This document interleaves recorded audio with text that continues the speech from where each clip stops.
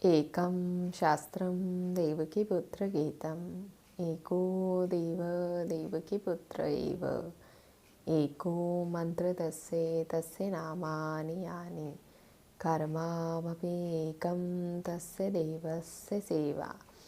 हरे राम राम राम हरे हरे, हरे कृष्ण कृष्ण कृष्ण हरे हरे। बोलिए योगेश्वर श्री कृष्ण भगवान की जय। आइए, स्वागत है आप सभी का अपनी इस भगवत गीता जी की जर्नी में। हम इसके चैप्टर नंबर 17 पर हैं, जो कि है श्रद्धात्रय विभाग योग। आज समय है इसके श्लोक दर श्लोक पढ़ने का। इसका जो पहला श्लोक है उसमें श्री अर्जुन जी ने कृष्ण जी से प्रश्न किया है। लगभग 3 चैप्टर के बाद यहाँ पे अर्जुन जी भगवान से कुछ प्रश्न कर रहे हैं। तो वो क्या प्रश्न करते हैं?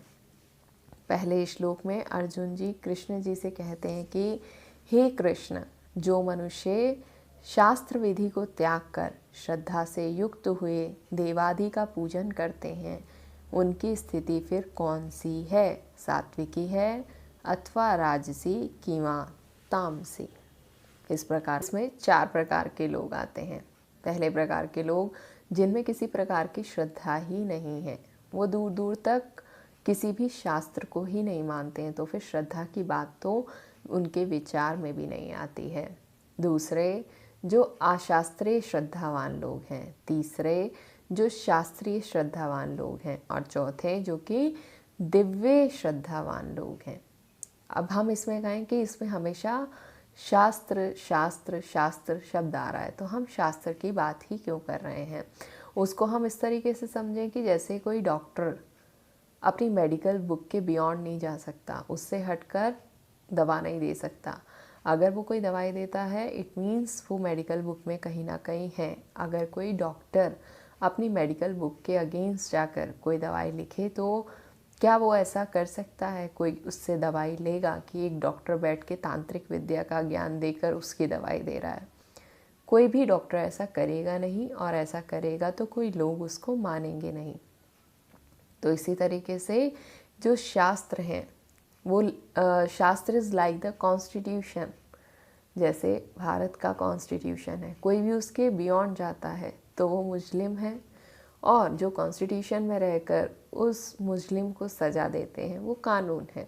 तो जैसे हर किसी चीज़ का कॉन्स्टिट्यूशन है, तो ऐसे ही धर्म को मानने के लिए शास्त्र हैं।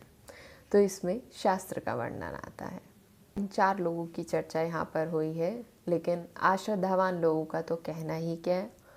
इसीलिए इसमें 3 प्रकार के लोगों की चर्चा है। अशास्त्रीयवान श्रद्धावान लोग, शास्त्रीय श्रद्धावान लोग और दिव्य श्रद्धावान लोग। इसमें इन 4 तरीके के श्रद्धावान लोगों की बात की गई है।